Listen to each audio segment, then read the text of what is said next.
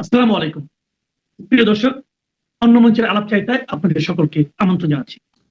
প্রণয় Burma আমাদের বাংলাদেশে নিয়োজিত ভারতীয় রাষ্ট্রদূত। তিনি এমন একটি কাণ্ড করেছেন যেটি কোনো রাষ্ট্রদূত এটি করেন না। সরকারের অনুমতি ছাড়া কোনো কথা রাষ্ট্রদূত বলতে পারেন না।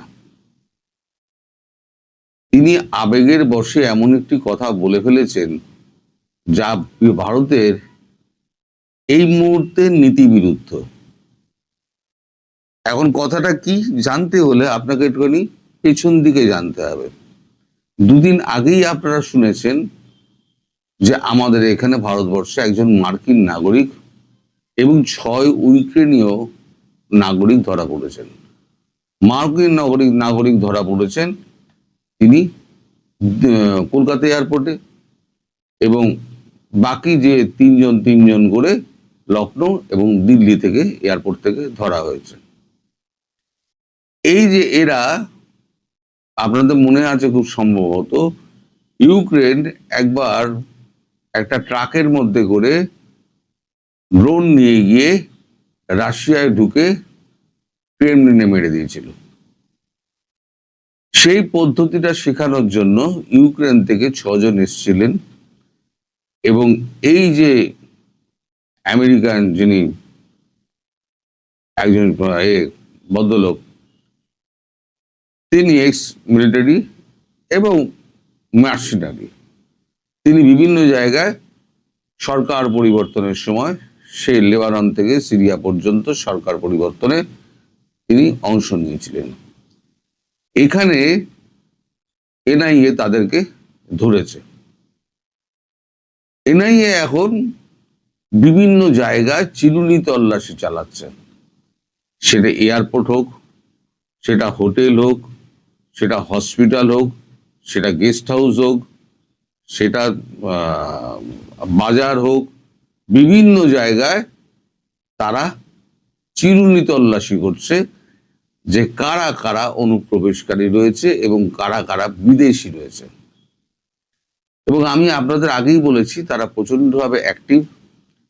এখন আমাদের দেশে যে সমস্ত রাজ্যগুলো আছে, প্রত্যেকটা রাজ্যে একটা করে এনআইএ দপ্তর আছে। প্রত্যেকটা রাজ্যের এনআইএ দপ্তরকে সতর্ক করে দেওয়া হয়েছে যে এই আমাদের এপ্রিল মাসের 29 তারিখ, মানে 9 থেকে শুরু হবে পন্ডিচেরি, তারপরে হচ্ছে 23 তারিখ, 23শে এপ্রিল, এপ্রিল এবং 29শে এপ্রিল, আর ফল ঘোষণা হবে 4 মে। 4 মের পর ফল ঘোষণা হলে তারপরে সরকার গঠন। এই যতদিন পর্যন্ত এই চলবে ততদিন প্রায় 2 লক্ষ আমাদের আধা সামরিক বাহিনী পশ্চিমবঙ্গে উপস্থিত থাকবে। এই সময় পশ্চিমবঙ্গে কোনো বাইরের লোক ঢোকা আপাতত বন্ধ, মানে একদম সলিড ডকুমেন্ট ছাড়া কাউকে ঢুকতে দেওয়া হচ্ছে না। তার সঙ্গে বেছে বেছে এই তল্লাশি তো চলছেই। এই মুহূর্তে একটা আলটপকা মন্তব্য করে ফেলেছেন প্রণয় বার্মা। তিনি আপনার দেশে একটা অনুষ্ঠানে বলে ফেলেছেন যে খুব শিগগিরই ট্রাভেল ভিসা দেওয়া হবে। সরকার পক্ষ থেকে কিন্তু এখনো পর্যন্ত কোনো রকম ঘোষণা হয়নি এই ব্যাপারে। কোনো রকম ভাবেই এর বিন্দু মাত্র আঁচ দেওয়া হয়নি। তাহলে কি পরিপ্রেক্ষিতে তিনি এই কথাটি বললেন? এখন এই কথাটা শোনা মাত্র স্বরাষ্ট্রমন্ত্রী অমিত শাহ কথা বলেন ডক্টর জয়শঙ্করের সঙ্গে যে आपका आदमी ऐसा ऐसा काम कर रहा है, पूरा पानी में आग में पानी डाल रहा है, बात क्या है? জয়শঙ্কর গেছেন খেপে, যে সত্যি একজন মন্ত্রীর কাছে, কেন্দ্রীয় মন্ত্রীর কাছে যদি এই কথা শুনতে হয় একজন রাষ্ট্রদূতের জন্য, তার কাছে মানহানিকর। কারণ তিনি বা তার মন্ত্রক এই ব্যাপারে তো কোনো গ্রিন সিগন্যাল দেয়নি। দেওয়া হবে এ কথা ঠিক, কিন্তু এই সমস্ত সমস্যা মিটে যাওয়ার পর আগামী 4-5 মাস বাদে হয়তো তখন ধীরে ধীরে হয়তো চালু হবে, যেটা আমি আপনাদের বলেছিলাম চালু হবে, কিন্তু সময় লাগবে। এবং দেখে দেখে তাদের সোশ্যাল মিডিয়ার অ্যাকাউন্ট সমস্ত পরীক্ষা করে তারপর তাদের ট্রাভেল ভিসা এবং বিজনেস ভিসা দেওয়া হবে। এখন আগ বাড়িয়ে তিনি কেন এই কথাটা বললেন, তাকে সঙ্গে সঙ্গে বিক্রম মিস্ত্রি ফোন করেন, মানে আমাদের বিদেশ সচিব বিক্রম মিস্ত্রি ফোন করে আগা পাঁচতলা তাকে ঝাড়েন, ঝেড়ে তাকে বলেন যে আপনি দিল্লি আসুন। সরকারের অনুমতি ছাড়া আপনি এই ধরনের একটা মন্তব্য যেটা করে দিলেন, তাতে কি হবে, ওপারের লোকের আকাঙ্ক্ষা বাড়বে, ভারতের ওপর চাপ বাড়বে, যেটা ভারত একদিন ধরে ঠেকিয়ে রেখে দিয়েছে, আপনি সেটাকে উস্কে দিলেন। এখন উনি যদি বলেন আমি আবেগের বশে বলে ফেলেছি, তাহলে পরে উনি আরো গাড্ডায় পড়বেন, কারণ কূটনীতিতে আবেগ বলে কেউ চলে না। তাহলে কি এমন বিষয় ঘটলো যেখানে তিনি তা মানে সময় উল্লেখ করে খুব শিগগিরই ব্যাপারটা হবে, এই মন্তব্য কিন্তু উনি করেছেন। আর এই মন্তব্য করার পরেতে তারপর উনি আবার ভিসা সেন্টারগুলোতে গিয়েছেন, অ্যাজ ইফ যেন ওনার সিদ্ধান্তের উপরে নির্ভর করছে কবে, কখন, কবে থেকে কত দিনের জন্য ভিসা উন্মুক্ত করা হবে। অথচ ভিসা দেওয়ার মালিক কিন্তু, সিদ্ধান্ত নেওয়ার মালিক কিন্তু ভারত সরকার। এটা হয়তো উনি গুলিয়ে ফেলেছেন। ফলে উনি যেটা বলেছেন সেটাতে ভারত একটু বিপদেই পড়েছে। এখন রাষ্ট্রদূত যখন বলেছেন, ভারতের একটা মান সম্মানের ব্যাপার আছে। এখন ভারতের কাছে হয়ে গেছে কুল রাখি না মান রাখি। আমার রাষ্ট্রদূত ভুল বলছেন, এটা যদি আমি প্রমাণ হয়ে যায়, তাহলে ভারতবর্ষের রাষ্ট্রদূত সম্পর্কে মানে অন্যান্য দেশের মানে এটা ওজনটা কমে যায়, ভারতের ওজনটা কমে যাবে। আর ভারতবর্ষ বিচার করে জয়শঙ্করকে দিয়ে, এই পৃথিবী বিচার করে জয়শঙ্করকে দিয়ে। ডক্টর জয়শঙ্কর যখন কথা বলেন, প্রত্যেকটা ইঞ্চি দাড়ি কমা মেপে উনি কথা বলেন। উনি কখনো উত্তেজিত হন না এবং কোনো বেফাঁস মন্তব্য উনি করেন না। এবং উনি সেটা পছন্দ করেন না যারা এই বেফাঁস মন্তব্য করেন, যারা কূটনীতিতে তারা কিন্তু উপযোগী মানুষ নন। ফলে এই যে ভিসা দেওয়া হবে, ট্রাভেল ভিসা দেওয়া হবে, হ্যাঁ আমাদের এখানে ট্রিটমেন্ট ভিসা দেওয়া হচ্ছে, তার একদম একদম আদ্যপান্ত খুঁচিয়ে দেখে শুনে নিয়ে তারপরে ভিসা দেওয়া হচ্ছে। এমনকি আপনারা এটাও জানবেন যে প্রত্যেকটা হসপিটালে পর্যন্ত কিন্তু খোঁজ খবর নেওয়া হচ্ছে, শুধু হোটেল ফোটেল নয়, হসপিটালে পর্যন্ত খোঁজ খবর নেওয়া হচ্ছে।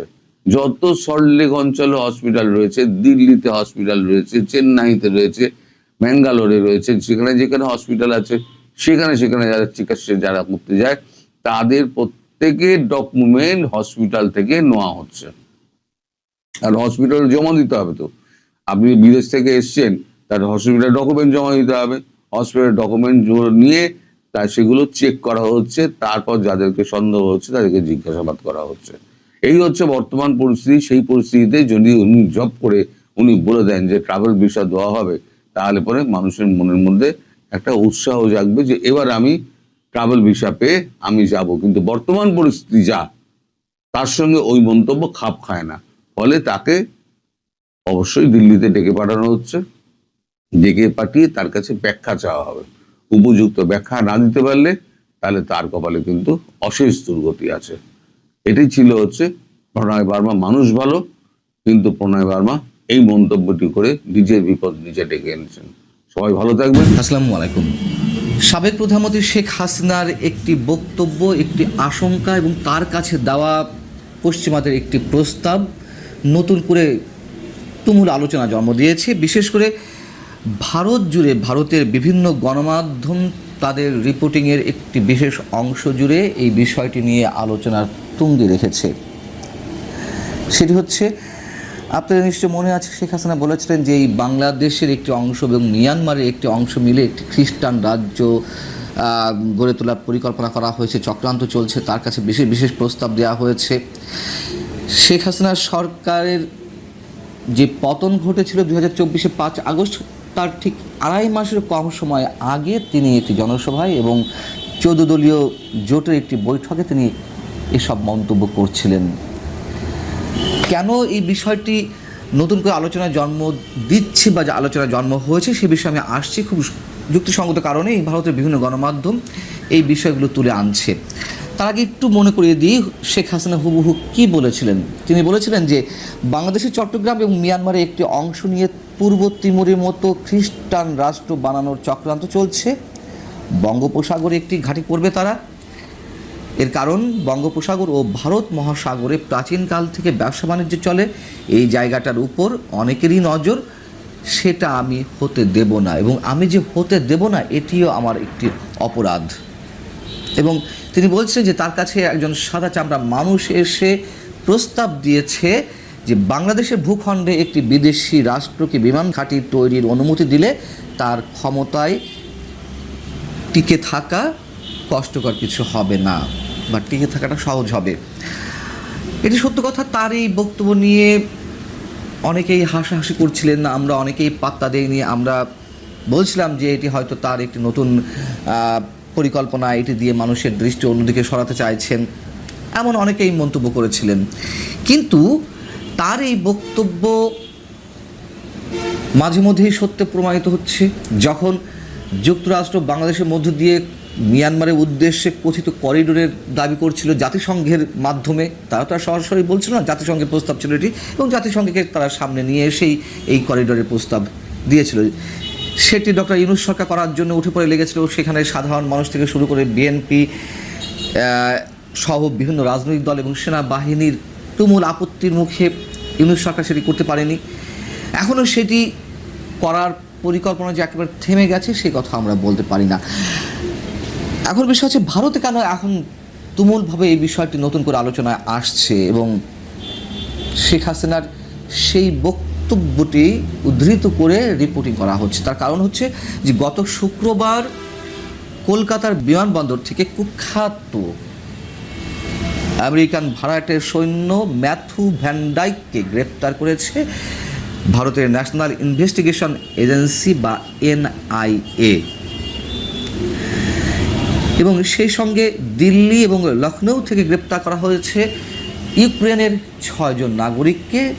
তাদের চলাফেরা, তাদের কর্মকাণ্ড খুবই সন্দেহজনক মনে হচ্ছিল, এবং অনেকখানি প্রমাণিত হয়েছে যে তারা উত্তর পূর্ব ভারতে বেআইনি কর্মকাণ্ডে যুক্ত ছিল। এবং এই ঘটনার পরপরে শেখ হাসিনার সেই বক্তব্যটিকে কেন্দ্র করে নানান ধরনের রিপোর্টিং, নানান ধরনের আলোচনা শুরু হয়েছে। ভারতের ইন্ডিয়া টুডে থেকে শুরু করে বাংলা এই সময় সহ বিভিন্ন গণমাধ্যমে একই রকমের রিপোর্ট প্রকাশিত হচ্ছে, যেখানে বলা হচ্ছে যে অবৈধভাবে অশান্ত মিয়ানমারে নিয়মিত যাতায়াত চালিয়ে যাচ্ছিল আটককৃতরা। NIA এর দাবি আটককৃতরা ইউরোপ থেকে বিপুল পরিমাণ ড্রোন এনে মিজোরাম এবং মিয়ানমারের বিভিন্ন বিদ্রোহী গোষ্ঠী এবং বা এথনিক আর্মড গ্রুপগুলির কাছে তুলে দিচ্ছে। মিয়ানমারের রুট এবং ভূ রাজনৈতিক ছক সম্পর্কে এখানে বলা হচ্ছে যে 2025 সালের মার্চ মাসে মিজোরামের মুখ্যমন্ত্রী লালদুহোমা গোয়েন্দা তথ্যের ভিত্তিতে মিজোরাম বিধানসভায় উপস্থিত হয়ে তিনি জানিয়েছিলেন যে ইউক্রেন যুদ্ধে লড়া সেনারা মিজোরাম হয়ে মিয়ানমারে যাচ্ছে, সেখানে তারা বিদ্রোহীদের অস্ত্র প্রশিক্ষণ দিচ্ছে। ভূ রাজনৈতিক বিশ্লেষক ব্রহ্মচেলানির বক্তব্য এখানে তুলে আনা হয়েছে যে তিনিও বলেছিলেন আমেরিকার ছায়া যুদ্ধ এরই মধ্যে ভারতের উত্তর পূর্বাঞ্চলে পৌঁছে গিয়েছে, এই অঞ্চলের স্থিতিশীলতা নষ্ট করতে চাইছে আমেরিকা। ব্রহ্মচেলানির বক্তব্য বা তার দাবি। এবং এখানে বলা হচ্ছে যে সেই সময়ে মিজোরামের মুখ্যমন্ত্রী যে দাবি করেছিলেন NIA এর হাতে ভ্যান ডাইকার মতো কুখ্যাত মার্সেনারির গ্রেপ্তারিতে তাই সত্য বলে প্রমাণিত হয়েছে বলে মনে করছেন গোয়েন্দা বিশেষজ্ঞরা। এখন এই যে ভান ডাইককে গ্রেপ্তার করা হলো, যুক্তরাষ্ট্রের ভাড়াটে সৈন্য, তাকে গ্রেপ্তারের পরপরই রুশ গণমাধ্যম স্পুটনিক ইন্ডিয়া সেটিতে একটি সাক্ষাৎকার দিয়েছেন ভারতের প্রতিরক্ষা বিষয়ক একজন বিশেষজ্ঞ উত্তম দেবনাথ। তিনি বলছেন যে আমেরিকা দীর্ঘদিন ধরেই উত্তর পূর্ব ভারতে একটি খ্রিস্টান রাষ্ট্র প্রতিষ্ঠার চেষ্টা চালাচ্ছে, যাতে সেখান থেকে সহজে চীনের উপর নজরদারি এবং চরবৃত্তি চালানো যায়। এনআইএর হাতে আটক ইউক্রেনীয় এবং আমেরিকানদের সেই একই চক্রের অংশ হওয়ার প্রবল সম্ভাবনা রয়েছে। আমেরিকার ডিপ স্টেটের খেলা বা সরাসরি মার্কিন রাষ্ট্রের যেই পরিকল্পনা আমরা মিয়ানমারকে কেন্দ্র করে জানি, তারা বর্মা অ্যাক্ট নামে যে একটি বিশেষ পরিকল্পনা হাতে নিয়েছিল 2022 সালে, সেটির মাধ্যমে যে কোনো মূল্যে তারা মিয়ানমারে ঢুকতে চায়। মিয়ানমারের খনিজ সম্পদের উপর তাদের নজর রয়েছে এবং সেখানে ঢুকতে পারলে চীনের বিষয় বা ভারতের বিষয়ে যেসব কথাবার্তা বলা হচ্ছে সেগুলোও তারা রপ্ত করতে পারে। নানান ধরনের হিসাব নিকাশ রয়েছে এবং যার অংশ ছিল করিডর। এখন শেখ হাসিনা যে কথাগুলো বলেছিলেন, আমরা যদিও সেই সময় অনেকে উড়িয়ে দিয়েছিলাম, খোদ ভারতের নিরাপত্তা বিশেষজ্ঞরা এখন সেটি নিয়ে আলোচনা করছেন। শেখ হাসিনা তো এখন বাংলাদেশে নেই, যে তারা এখন এই বিষয়গুলো আলোচনায় নিয়ে এসে শেখ হাসিনার প্রতি তারা কৃতজ্ঞতা জানাবেন বা তার কৃতিত্ব তুলে ধরবেন, এমনটা মনে করার কোনো কারণ নেই। এবং আমি নিজে এটুকু মনে করি যে এই পরিকল্পনাগুলো নিশ্চয়ই থেমে যায়নি, শেষ হয়ে যায়নি। ভালো থাকুন সবাই।